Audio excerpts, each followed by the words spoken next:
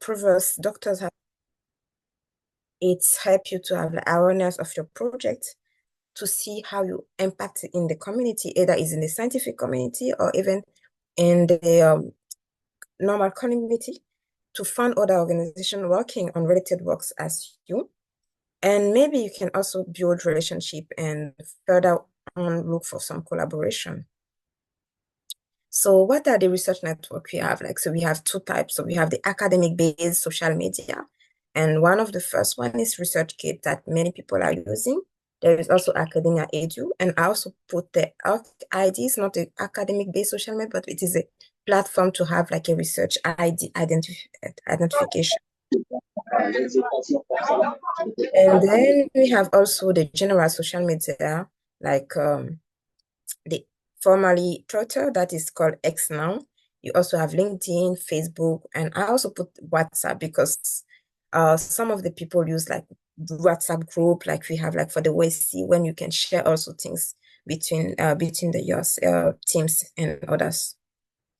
So how I said it, how you can use all those research it can be first at the level of team. For example, in my team, we have usually like WhatsApp group because sometimes here people don't respond quickly to email. So WhatsApp is kind of like very easy to share information. And also for the institution. So you have also Facebook for institution, Facebook for team group.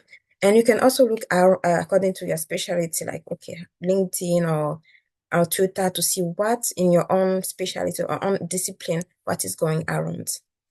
And another way to have also good research network is to participate in events. It can be seminar, colloquium, conference meeting, at least once in a year is very recommended. It doesn't have to be maybe even going to another institution and share your work is very important. So those are the basic to have to kind of build your research network. So I will talk a little bit about my experience. So I've thought about it a little bit, and I will just try to share it with you. So I think normally getting research network start from high school. Like you have like the influence of your family, parents, like maybe to tell you what you want to decide after you have your high school level. You also see how your high school mate and see what are the interests. And sometimes you have like people choosing like mathematics, physics, chemistry, biology, and everything. For me, for example, I started with mathematics, and then I fell in love with biology. And in the meantime, I discovered biochemistry. So then I have a big interest in biochemistry. So I wanted to do biochemistry when I will go to university. But in my country, there was no biochemistry field up at that time. So it was quite difficult to convince my parents that I wanted to do this kind of field. So first is so I have to talk about it around my teachers so that they will understand how my interest was very strong, so that they could convince my parents. And then because of that, you have to start to look up some people who maybe have like some background like you also. So maybe looking at some seniors or some people they know that have also did some studies like that. So after my high school level, I got a scholarship. So some people can have scholarships, some people can have like the parents supporting that thing. But one thing I wanted to highlight with that one is like when I got my scholarships, until now, I still get a great contact with the people who helped me to. It was an organization, but even the person that was representative of that scholarship, I still keep a good contact with them because it's very important to keep contact with everyone that is also part of your career path. So, and in the old time, there was no social media as it is now. So it was mainly like writing cards, emails, every year, like, okay, hi, I'm doing this. This is how I'm doing now. I'm in my first year of university, and. So it was really important to have someone who can monitor, apart your family also, someone who can monitor the progress of your research. And yes, like I said, it was mainly in the beginning, it's writing cards and emails. And then at the first years of university, the first people that you look up are your seniors, like the people that were in second years, third years, to see what were the, because you also want to have the notebooks and to see how which professor is the best, who's is like giving good marks, wrong marks, because those kind of things influence also what you want to do. And by talking with your senior, you can also know what are the specialty you want to do. And there was also, I don't know for each one, but in each university there are some association also. So it was really important to be part of also those associations, even if it's voluntary work or all that. And it's how you start to build a small community between yourself. And after the seniors, there are also the professors. And one professor I remember for me was like the immunology professor that came. And after his lectures, I fell in love with immunology and moved from biochemistry to immunology. So he became like one of my first mentors. So I will go directly to him like after work, even though like it was not easy to leave biochemistry to immunology. But having that mentor was really important because he came just for once for a lecture, and I keep contact with him, like sending email, because later on when I was looking for internship, he was the one who helped me to get recommendation to immunology, to some labs. So it's really important to, even the first or third one, even if you don't discuss every time, to keep this kind of connection with them. Once in a while, ask him, and you also have to read papers to show that you have also interest in this kind of discipline. So it's really important to read, to show your curiosity, and to keep connection with them. So then you have like your fellow men, like the people from the same promotion that with, because you sometimes you have to do some workshop with them, sometimes you have to write report.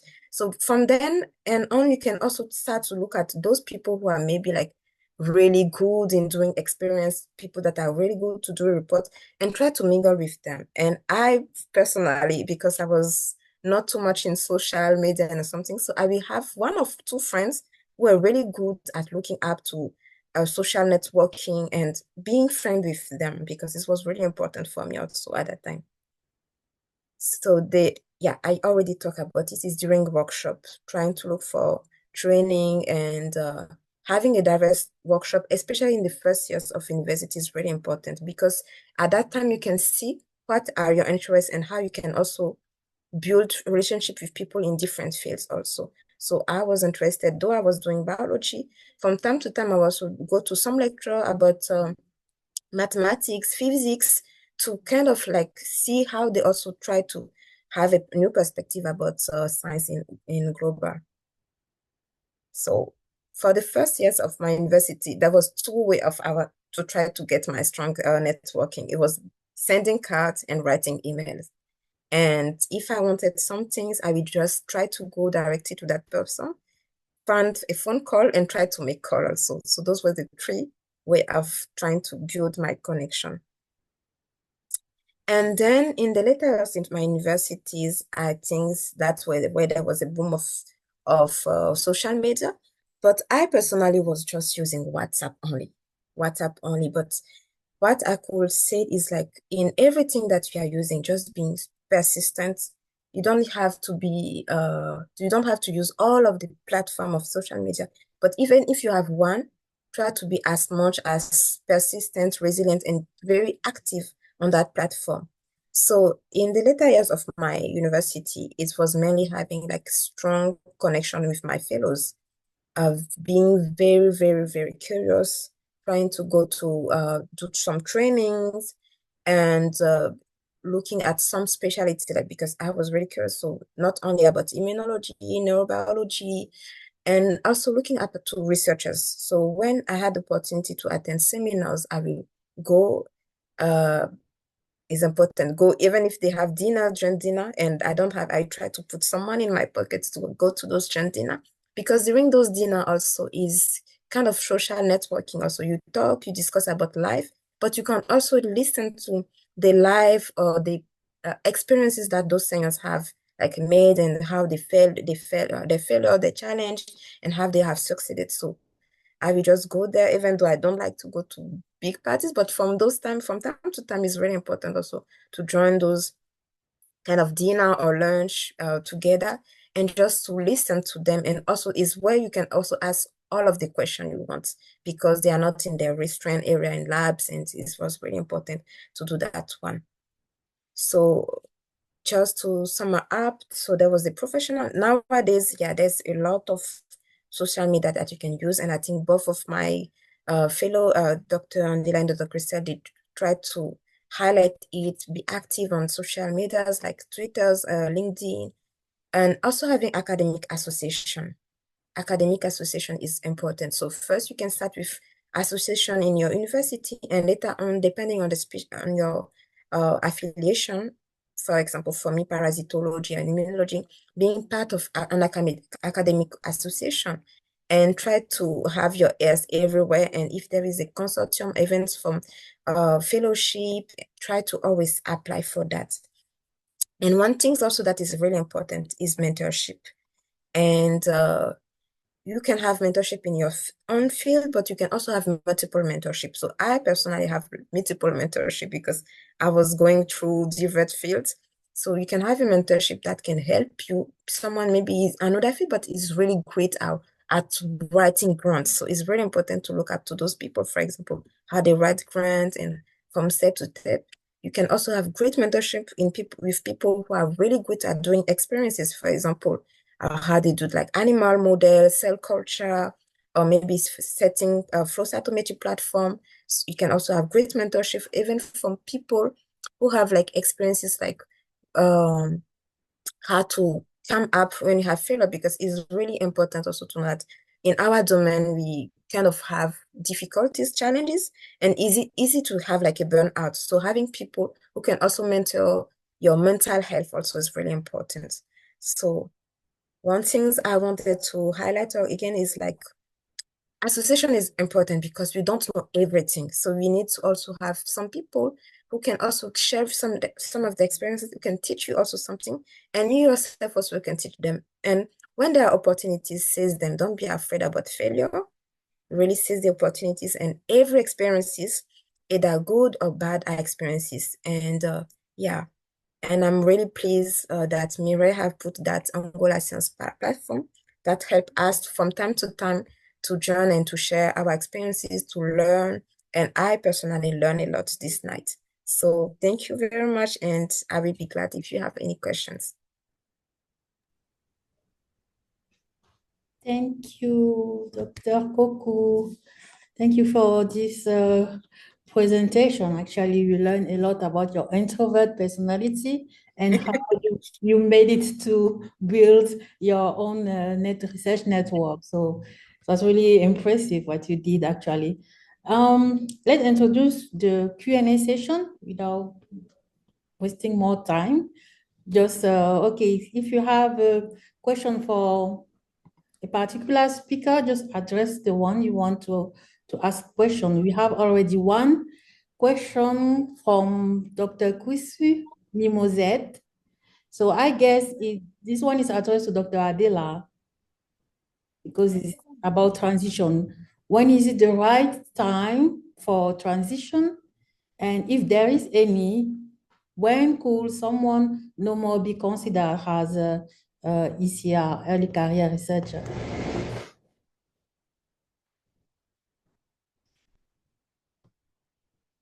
Dr. Adela, are you there?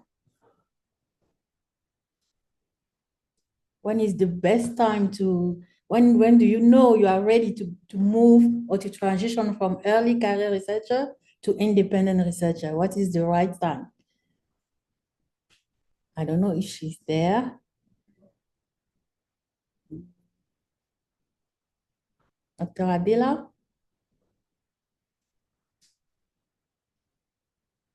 Okay.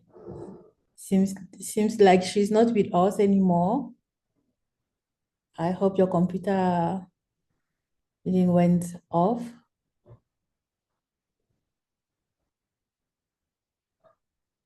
Okay. Actually, I will try to answer the questions. I cannot consider that I moved to independent researcher yet, but okay, Dr. Adela is there. I wanted to build one answer now, but since she's there, let her answer properly. Oh, computer is frozen and low battery. Maybe you can write something in the chat for Dr. Kwisi.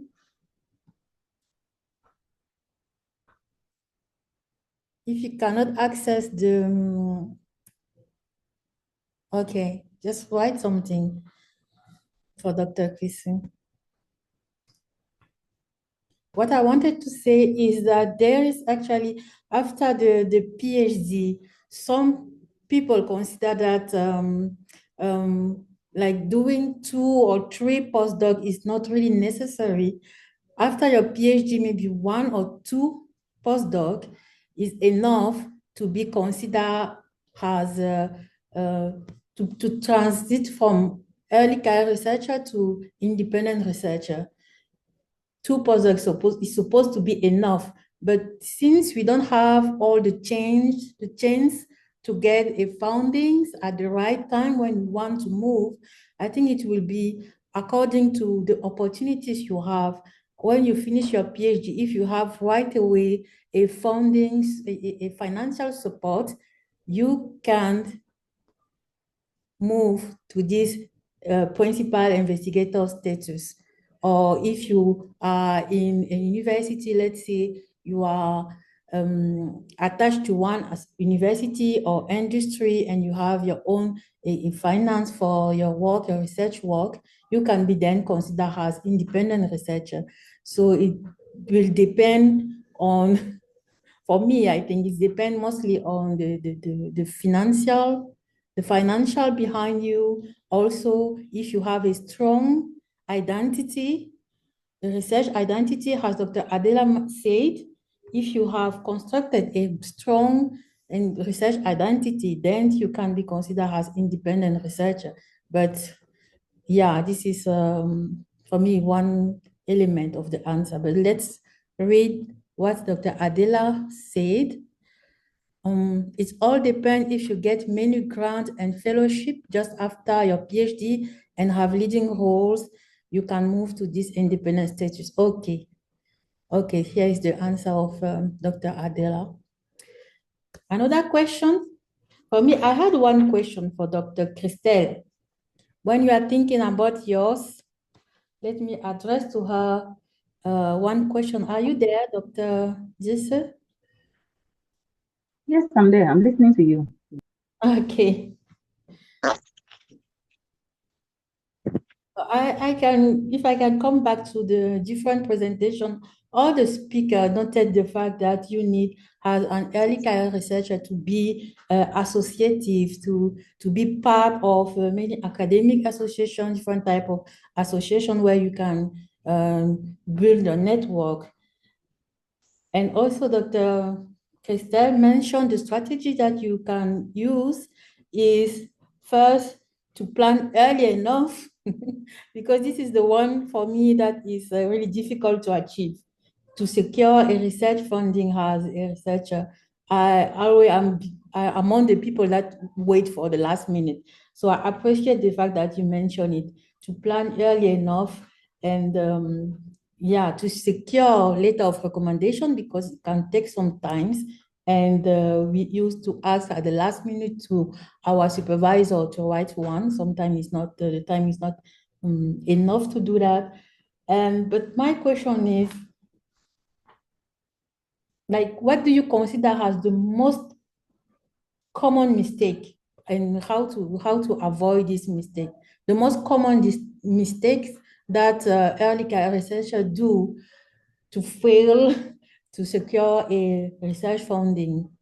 What can be for you the common mistake apart from being always late in the time to apply? What can be the most common mistake?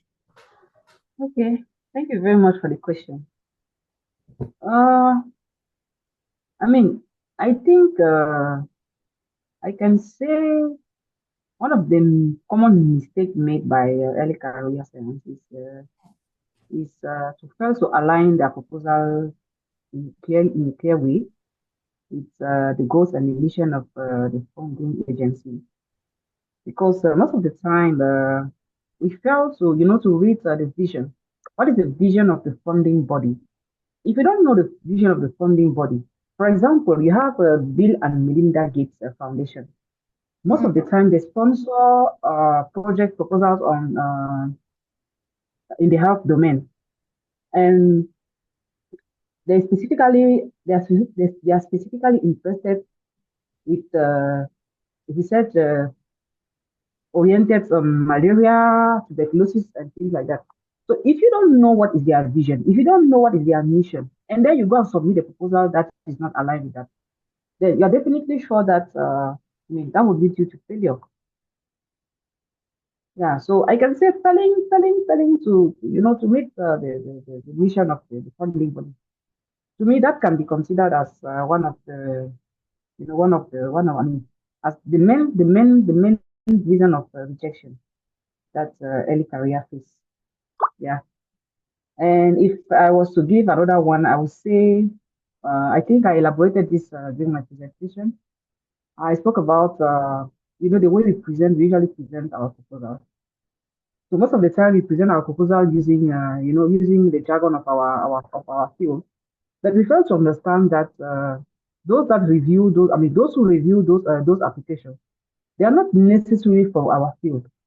You know, so using a complex language may make it difficult for those people to understand. And if one doesn't understand what you're trying to elaborate on, I mean that's definitely a reason that can lead to rejection. Yeah, thank you very much. I hope I've answered your question. Yes, you did. Thank you, Dr. Stella. You're welcome. Anyone else have a questions for Dr. Adela or Dr. Kosiwa, Dr. Jesse? They are there for you if you have any question for them. While waiting, I will ask another question to Dr. Adela. So if you can do something differently to, let's say, to get to this point you are today, to get to this point faster, what could have you done to actually to move faster to this status of independent researcher? If there is something that you can do differently, that is one of the questions I have in my head. And for Dr. Kosiwa, are you still there? Yes, I'm still there. It's so quiet. I don't know if others are just shy to ask questions, or if the presentation have been so clear that anyone, they are just satisfied with all the information. Hmm? Well, it's one side or the other. It's either way. Okay, I wanted to ask you, Dr. Kosiva, in this the digital age today, everyone is talking about machine learning, artificial intelligence. Do you think we can use it for networking, like construct elements to approach others? Is it fair to use like intelligence, artificial intelligence, for example, to build a spectacular CV or something like that? Do you think is an approach to consider? Because I have one example. Let me clarify my idea. I have one example of a researcher that is using artificial intelligence to write some post on LinkedIn, or to make it beautiful the way his presentation. So I'm wondering, is it cheating or is it something we should consider in our networking strategy, like to present ourselves a bit more shining than the reality? What do you think about that? Okay, thank you for the question. So I feel like even me, I'm starting to try to learn about it, but I feel like we are in a certain area that from time to time you have to use artificial intelligence. Some people are more at ease using it, some people are still more resistant to that one. But the most important is that you can make yourself a little bit shiny, but the components have to be true to yourself. Don't write something that is not looking like you. If you are yellow, okay, you are yellow. You can put like a bit of shine on your yellow, but don't write that you are red when you are yellow. So you have to still put like, okay, I make a sentence, for example, like I say that I'm like I said it, I'm good on going to field walking, for example, to go to the forest and to track animals and everything. So maybe I can use the IE maybe to write it a little bit beautifully, but I cannot write, for example, oh, I'm not only I'm good to go to this track feeling, I'm also good at discovering. If I'm not good at looking for pathogens, I'm not good at doing pathogen discovery. Don't put it in that way. Just be true to yourself, and you can just use AI to embellish it a little bit, but still try to be at yourself as much as possible. That's just the way I see the things. And for me, it's just like when you are true to yourself, and even the people come to you, they will see that okay, that person was not really lying to us. That person is really the person we're looking for. Even though you can put a little bit of makeup on your CV and something, but that person is the person that we are looking for at. So that's my advice, my suggestion actually. Thank you very much. Actually, just to complete it a little bit, I read recently that it's in many journals, higher journals policy, the use of AI actually is not allowed to use it for results, but we can use it to arrange the way for non English speaker like me, for French speaker that are writing in English actually is not that good. You can use AI to improve the way you write, your grammar, your sentences, the syntax of how you write your sentences, but you cannot use it for to improve your graph, to improve your pictures. It's the same thing. I think you can use it just to label differently or to write in a correct language your presentation, but not to to add many things that you are not able to do. Yeah, so thank you for sharing.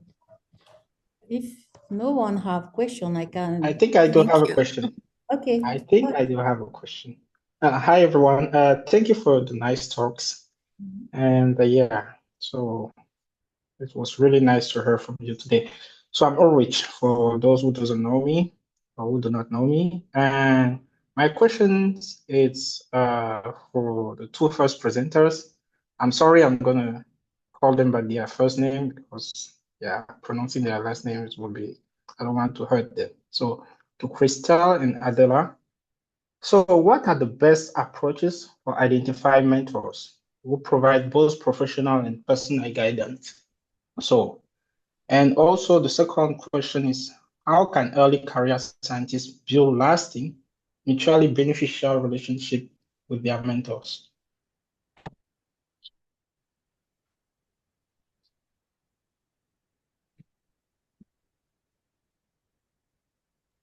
Hello. Hello, can you hear me? Yes, I can hear you. Can you repeat your first question again, please? Okay, the first one was like I think maybe in the African context and also at the international levels, based on your experience. So what are the best approaches for identifying mentors who provide both professional and personal guidance? Because that's a big, I think for me, that's one of the key things to like become a independent scientist. Okay, thank you. Thank you for your question. Should I go? Or Dr. Lera will go first? Yes, Is she please. there? Okay, I think she is not no more connected. I think she will write down Okay. the answer in the chat since she don't have access to her computer. Maybe to his computer, so you can just start replying. Okay. Okay. So he said the best way to approach a mentor is to understood if I got him well Yeah, so one thing I would like to emphasize on is the fact that as an early career, or let's say as an individual, okay, one doesn't need to be a scientist to have a mentor. So you can have a mentor for, if you're a researcher, for research. You can have a mentor for grant writing. You can have a mentor for marriage, for example. You can have a mentor. So depending on different aspects, you can have a mentor specifically to apply for fellowship. So you can have like many mentors depending on the field, depending on the area you like. You have some interest. And personally, for me, before wanting that someone becomes your mentor, you need to get familiarized with their work. So you need to know their work, you need to know their career paths and their area of expertise, because you cannot seek the guidance of someone on, I mean, in an area where they don't have a certain expertise. So if you believe that, okay, this person, maybe I need this person's expertise, maybe to apply for this specific grant, for this specific fellowship, and you know that maybe the person is an alumni of that specific grant or of that specific fellowship, that means the person has a certain expertise, and the person can tell you what are the elements which you can include in your application to make it stands out. And when you approach someone, you need to be clear. You need to be clear about the aspect in which you would like them to help you. So be specific about your goal. Don't just come and tell the person, I would like you to be my mentor. Let the person know. Let the person know on which aspect you want them specifically to be helped, to help you. And you also need, personally, I strongly believe you need to be as much as respectful to the person, you know. And because I know when I say respectful, I'm not saying that you should worship the person. You know, I know in our context it's a bit difficult, but as much as possible, try to be respectful towards the person, and share with them your intention. You can contact them. I don't know, maybe it's through a brief mail, and let them know what who you are first, who you are, and then maybe what you are currently working on, and let them know what you like with them. Maybe you like the research field they're working on. Maybe you like the fact that, or maybe you attended maybe their presentation, and what they shared on, and let them know that you will like you will like to become their mentee, and also be open to the fact that you know most of the time people have their occupation, so be open to the fact that the person may tell you that they have a very busy schedule.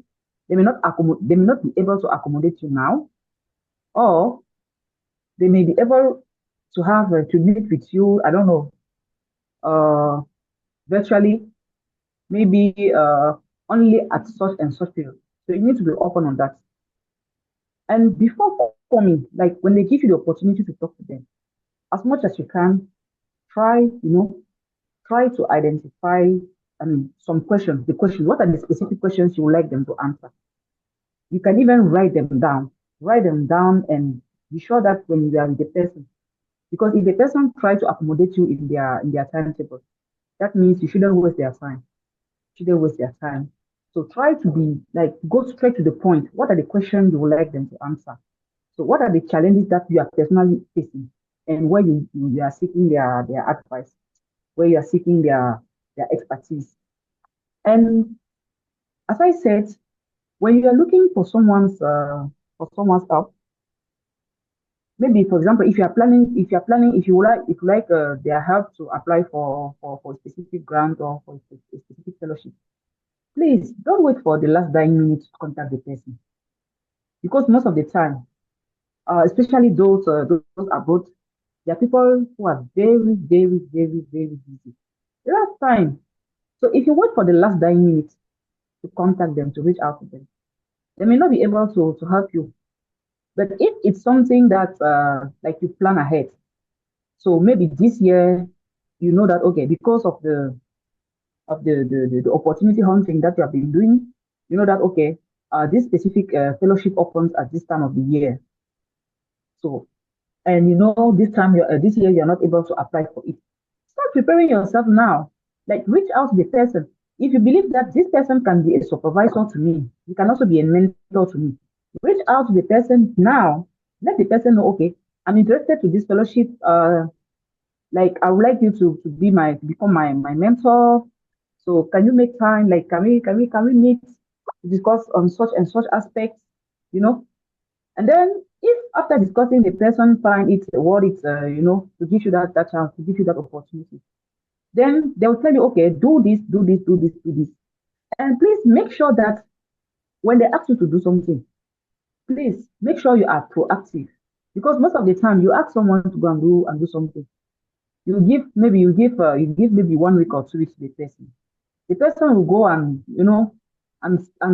spend maybe a month or come back 2 months later where you don't longer have them in your agenda. So try to be as much as you can to be proactive and try to contact the person early enough, as I said, to be able to make sure that the person can really help you. I don't know if I've answered your question. Hello?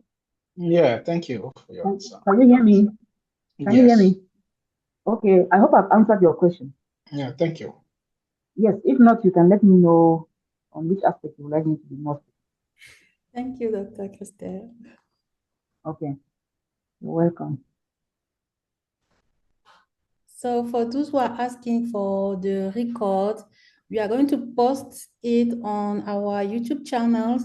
Also, resume of the webinar will be displayed on our Facebook page and LinkedIn. Please follow for more information also about our coming event. So I can't see any other questions. So if someone have question, please. Okay, I do not have a question. We just have 1 minute, but I would like to share some small stories. It's about how from even this small platform about O.S.C, I could get my 2 PhD students. And I just text Mire that, okay, I need it. And she did an hour sum with all of the people from Angola Science. And I got dozens of CVs. And now we have like 2 wonderful PhD students working with us.